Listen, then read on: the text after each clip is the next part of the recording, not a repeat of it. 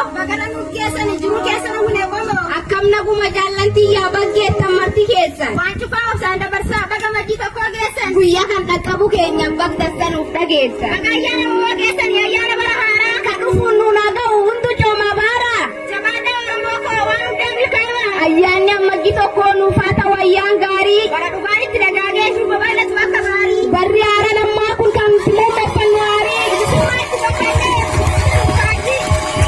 Sita amanne ati nuffai bargari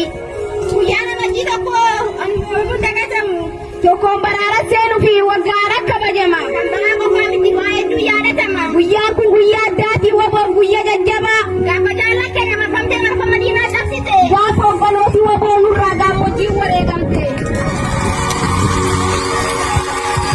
guyyaa jaallan akka barbaadee gurmuu wali jinsite guyyaa jaallan wala tumtee erbuu isaanii haaromfatte qabsoo duubatti deebi'ootite qabsoo duubatti finiisite guyyaa kan wareegan beektee kan jiru yoo wal simatte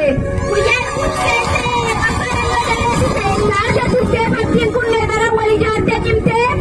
loluuf duubatti hin deebine gooni jabbuusifte guyyaa kan garmata filannoo gaddaaf gammachuu waliif fitte kan wareegame qofaa miti kan hafe suffite kan jiru wal garsiisuu keetiif guyyaa gaddaa jechuun dhibde akkasiin guyyaan kun waboo guyyaa addaa ta'e waboo waa sunnuuf darbee qabsoo dhiigaa siin ga'e dhiiga itti lolaasee lafee itti caccabsee humniinaa dur dhaabbatee waboota siin ga'e qabee shira diinni qabee kamuurra tarkaanfatee guyyaa du'arraa ga'ee ammajjii tokko kabaje hundaafuu guyyaa kun guyyaa namajjii tokko namuu dagatamu barri barbilisummaa ta'ee finfinneetti haa kabajamu ifaan jabara dheeraa kan gammachuuf gaddaa imaltoota kaayoo kaayoo jibbitoota kaayoo kan lubbuun jiraniif kan lubbuun taranii dhiigaaf lafee laatanii kan asiin nu ga'anii seenaan hin dagatu tapha lubbuun isaanii seenaan hin dagatu ta'us lubbuun isaanii seenaan hin dagatu ta'us lubbuun isaanii